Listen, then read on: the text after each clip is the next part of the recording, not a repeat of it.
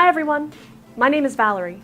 Welcome to the owner's class video for the Singer Fashion Mate Model 3333 sewing machine.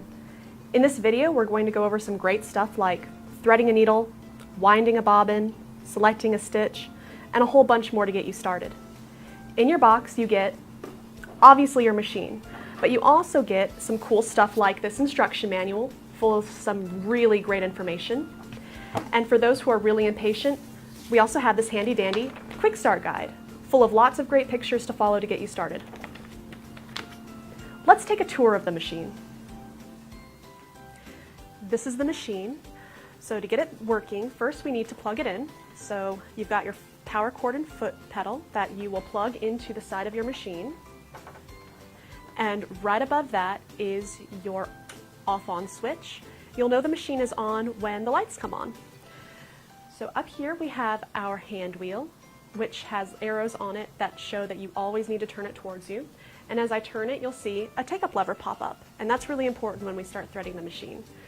Down here we have the stitch selector dial, and above that the stitch length dial. Up on the top we have the bobbin winding stopper, the bobbin winding spindle, and a bobbin winding tension disc over here. This is the tension dial. Back here we have a threading guide and another guide. Here's that take-up lever again. Down here we have the reverse lever. This is so you can sew in reverse. Down here we have the needle, obviously. The all-purpose foot, which you'll use for most of your sewing. In the back we have a presser foot lifter. It's up when you thread, down when you start to sew. Your bobbin is right here along with the cover. And you can remove this piece to expose a free arm, which is great when you're sewing like cuffs, pant hems, anything circular.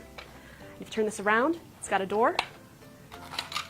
And we have all of these extra accessories inside, such as extra bobbins, spool caps, and presser feet. And so before we thread the machine, let's look at some of these extra presser feet. In total, this machine comes with 4 presser feet.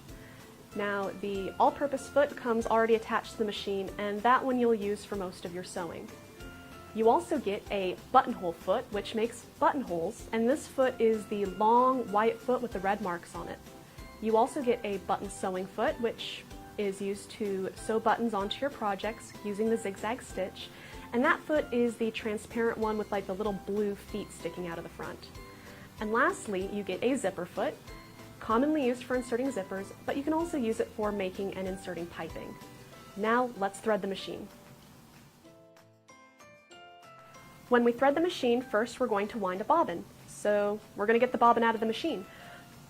Raise your presser foot lifter to raise your presser foot, and move this little black button to the right. And this pops your clear view cover. Take that off. And retrieve your bobbin. Now this is a class 15 transparent bobbin. So if you want to go get more bobbins from the store, make sure they are a class 15 transparent bobbin. Using a wrong bobbin is like using the wrong part in your car. It's going to give you problems. So to start winding our bobbin, first get some thread and put that thread on the spool pin and cap that off with the spool pin cap. Now on the top of the machine we have 2 sets of diagrams, one in gray, one in pink, and for bobbin winding we're going to follow the pink diagram. So number 1, put the thread through this little guide. Check. Second, we're going to wrap it around the bobbin winding tension disc, and when you wrap it around, really make sure it gets in there for proper winding. So you might even want to floss it a little bit, like you're flossing your teeth. Next, we're going to bring it across to this other set of diagrams, which shows how to thread the bobbin and put it on the bobbin winding spindle. So first, we have our thread and we have holes on the top and bottom. It doesn't matter which one, but go from the inside of the bobbin up through the top and grab the little tail. Now put the bobbin on the bobbin winding spindle and you'll hear it click into place. Make sure it clicks into place because if you start winding and it's not all the way on there, the thread will wrap around the spindle itself and it's just kind of a pain to get off. So now that it's on, we are going to follow number 5, move it to the right. That engages the bobbin winding mode. So now, while holding that tail, press on your foot control and start winding it until you can bury that tail. All right, it looks like it's buried, so now I'm going to take my scissors and cut off this tail and make sure that it cuts off flush with the top of the bobbin. Then we can continue winding.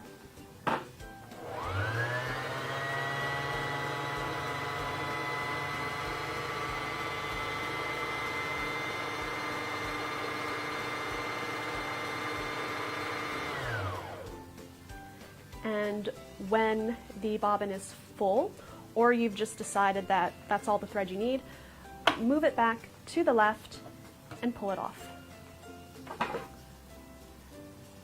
Cut the thread, and now it's time to put it into the machine. Before you put the bobbin into the bobbin case, make sure the thread is coming off of the bobbin in a counterclockwise motion. Or to make it easy, when you have a little tail coming off, it will look like the letter P. P for perfect sewing. So we're going to put the bobbin into the bobbin case, and on your clear view cover you have a little diagram showing you how to thread it. So we are going to put our finger lightly on the top of the bobbin to hold it into place, and we're going to bring the thread under this little gray guide with an arrow. We're going to bring it up and around this black piece, back down, and across this little thread trimmer. Now put your clear view cover back on, and you're good to go on your bobbin. Now we're going to thread the top. If you just wound a bobbin, the top of your machine probably looks like this. So before we thread it, let's get this thread off of the bobbin winding tension disc, and we'll follow the gray threading diagrams this time. So our thread's already in number 1, great. Now we'll bring the thread to the number 2 and put it in between these 2 metal pieces. And we're going to follow the arrow, we're going to come down, 3, keep going down, 4, we're going to make this U-turn, and we're going to go back up. We're going to get to the take-up lever at number 5, so we're going to come around this piece and let the thread come up to the eye. Bring the thread back down by number 6 and tuck it behind this little metal piece. It's actually a guide, so bring the thread behind that. There's another guide right above the needle. And next we will use the built-in needle threader. And before we use it, let's make sure the needle's in the highest position. So move the hand wheel towards you and watch it move. And right as it begins to come back down, that's how you know it's in the highest spot. So now we're good to use the built-in needle threader. It has a little white lever piece right here that you're going to push down. So we're going to bring it down a little bit, wrap the thread under this hook bit, and wrap it over. Bring the built-in needle threader all the way down so that these prongs encompass the needle. Now put the thread in between those prongs. Keep holding the thread to give it a little bit of tension, and let go of the needle threader, and it will form this little loop in the back. Pull that loop, and your needle's threaded. Bring it under the presser foot, and we're ready to sew. But first, let's take another look at that needle threader. When you use the built-in needle threader, push down on this white piece and bring the thread under the metal hook and over. When you push the needle threader all the way down, it has some prongs that encompass the needle. Put your thread in between those 2 prongs. Keep holding your thread to give it some slight tension and release the built-in needle threader, and a little loop will form in the back. Pull this loop and bring the thread under the presser foot. Now your needle is threaded. Now the bobbin thread is already seated and ready to go, so we can sew. All right, before we start sewing, we need to select our stitch, and we'll do that with our stitch selector dial. And when we select a stitch, you'll know that it's on the right area when you feel it click into place, and it will line up with this little bump above the dial. Now, I want to sew just a basic straight stitch, so I'm going to keep it right here, but I see 3 colors, gray, blue, and red. So how do I know which one I'm sewing? Well, up above that's the stitch length dial. So we've got gray for gray stitches, blue, and red. And you just move the dial. Here's the gray, blue S1 for blue stitches, red S2 for the red stitches. But I want that gray stitch, so I'm going to move it back. And in the gray zone, we have numbers. The smaller number is for a shorter stitch length, the larger number is for a longer stitch length. But I'm going to have it at about 2.5, and that's pretty standard for most sewing on most fabrics. So now we're ready to test and make sure we threaded our machine properly. When you test to see if you threaded the machine properly, I recommend using some scrap fabric when you do this and not start with your project. So on this machine, we don't have to pick up the bobbin thread before we start sewing, which is an added bonus. We are going to put the fabric under the presser foot, and it was up in park while we were threading the machine, but now we're going to bring it down in drive because we're about to drive this bad boy. Press down on the foot control and sew a few stitches. Now you want to turn the hand wheel so that the needle is back in the highest position. Lift your presser foot lifter and pull the fabric out, and there's a little thread trimmer on the side that you can use. So here it looks good on the top, and it looks great on the back, so good news, our machine is threaded properly. However, if it looks like this on the bottom with a lot of loops, then I recommend rethreading the machine. Most of the time it just means that your machine isn't threaded properly. You can also check your quick start guide and manual for more information. Now we're ready to sew our project. Our machine is already set up to sew a seam, so we are going to start with our new fabric, and we have some guides on the needle plate, and they have some markings on them to designate the seam allowance width, like 3/8, 5/8, 1 inch. A lot of projects use 5/8 seam allowance, so I'm going to line my fabric up with that line, and I'm going to bring the presser foot lifter down and sew a few stitches forward. Turn the hand wheel towards me to bring the needle in the highest position, and now I'm going to sew in reverse to lock the stitch in place. So I'm going to push the reverse lever and hold it. Sew back a few stitches. I'm going to release the lever and continue sewing. Now when I sew, I'm not pushing the fabric, I'm not pulling the fabric from the back, I'm just guiding it so the edge lines up with my seam guide. Okay, I'm at the end. I'm going to turn the hand wheel towards me again just to get up to the edge. Now I want to lock this in place as well, so I'm going to push down on the reverse lever and sew backwards a few stitches. And I'm going to release the reverse lever and sew a few stitches again. Turn the hand wheel towards me so that the needle is again up in the highest position. Lift your presser foot, trim the thread, and we have a finished seam. The reason that I did the reverse at the beginning and the end is to lock the seam in place. That way our project doesn't unravel as we work. Now let's see how to do some decorative stitches.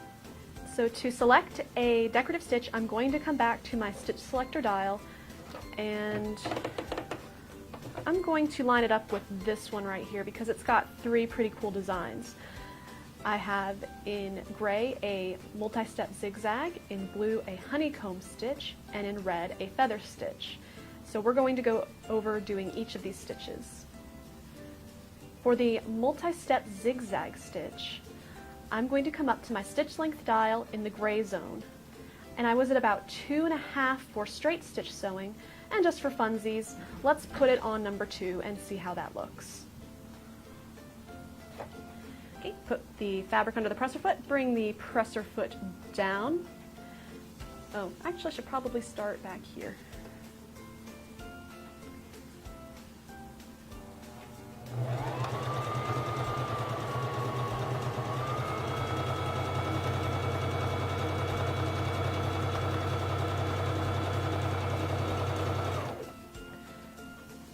Then turn the hand wheel so that the needle's in the highest position. Lift the presser foot lifter and pull out the fabric. Okay, now I want to sew a honeycomb stitch, and that stitch is in blue. So I'm going to come back up to my stitch length dial, and I'm going to line it up so that I see the blue S1, so blue and blue. Now I'm going to sew the honeycomb stitch. Bring down the presser foot lifter and begin sewing.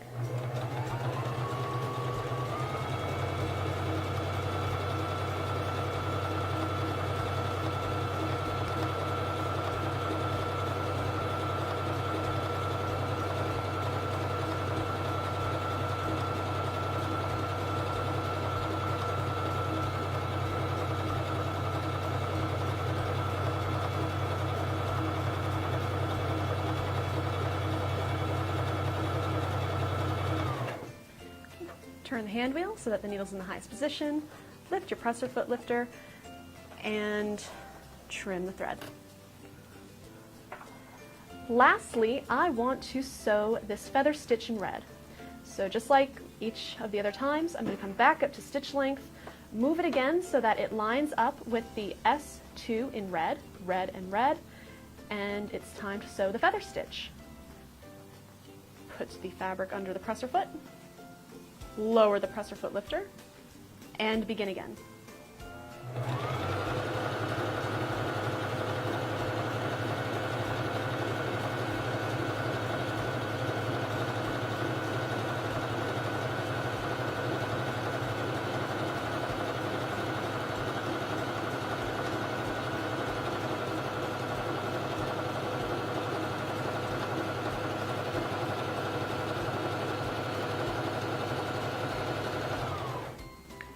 Turn the hand wheel again so that the needle is in the highest position, lift the presser foot lifter, and trim the thread tail. And there we have 3 decorative stitches, all on the same point on the stitch selector dial, but with varying stitch length settings. Now I want to go over how to do a zigzag stitch, because a zigzag stitch is very versatile and can be used in a wide array of applications. So I'm going to go back to my stitch selector dial and move it to this area where there's only this gray zigzag that goes from little to big. So I'm going to go on the narrow side, and because it's a gray stitch, I need to have my stitch length dial in the gray area, and let's sew it at the number 2 and see how that looks. Lower your presser foot and begin sewing.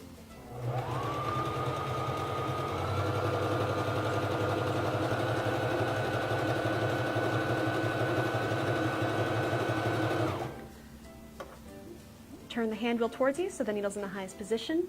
Raise the presser foot lifter, trim the thread, and there we have a narrow zigzag. So I'm going to make the stitch length a 4 instead of a 2, so I've increased it. And let's do that all again and see how it looks now.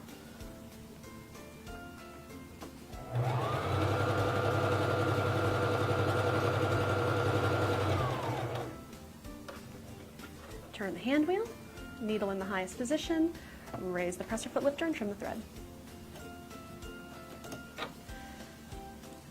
And there we see that we have a narrow zigzag at 2 different lengths, and check out how different those stitches look. So let's change it up a little more. Let's make it a wider zigzag by moving my stitch selector dial to the larger area, and let's bring that stitch length back to 2.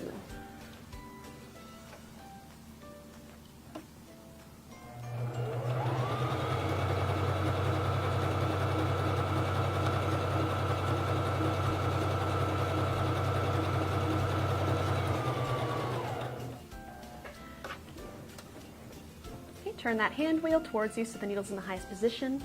Raise your presser foot lifter, trim the thread. And now I want to increase the stitch length on that to a 4. Let's see how that looks.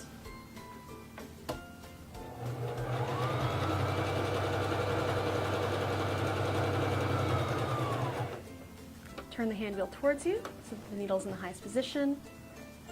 Raise the presser foot lifter, trim the threads. And here we see that by adjusting the width and length of the zigzag stitch, we have a bunch of different looking stitches, but all zigzag.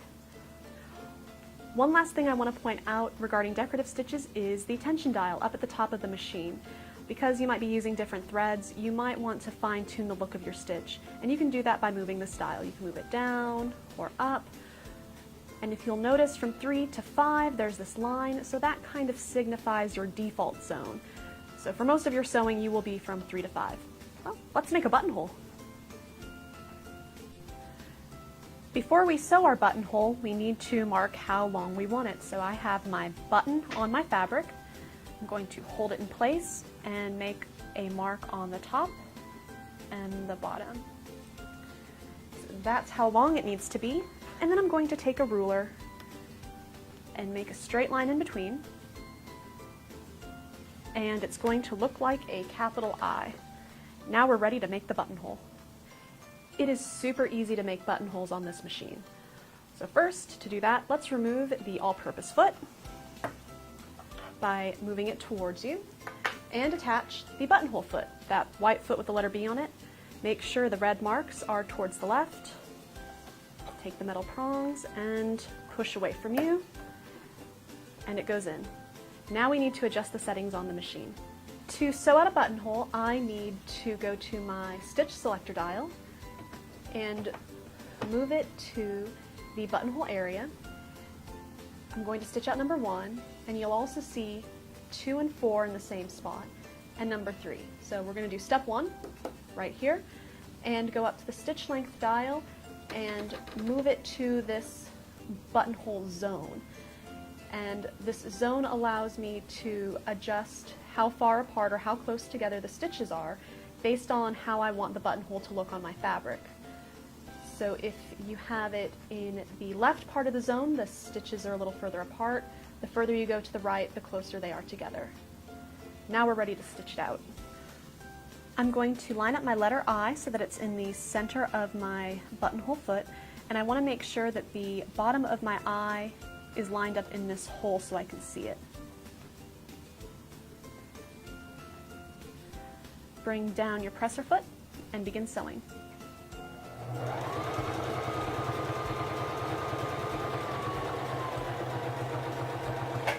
Okay, you will sew back until you hit the top part of your letter I.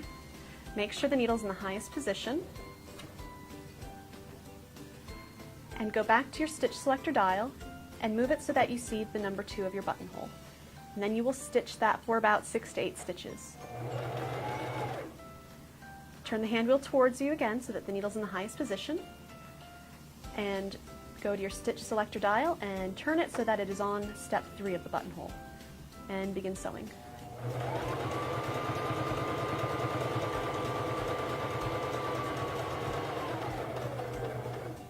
Stop sewing once you've gone back to the bottom of your I.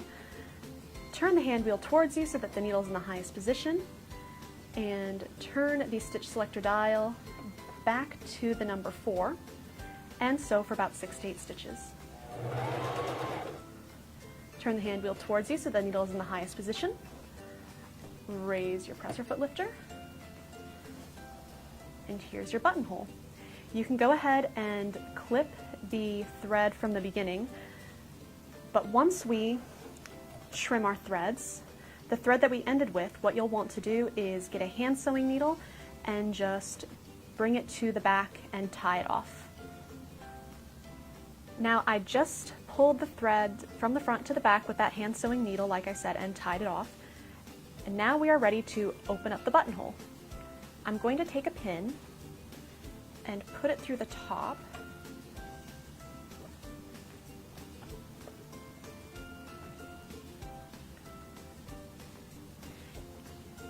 And I put this here so that it will stop my seam ripper before I can cut through any of these threads.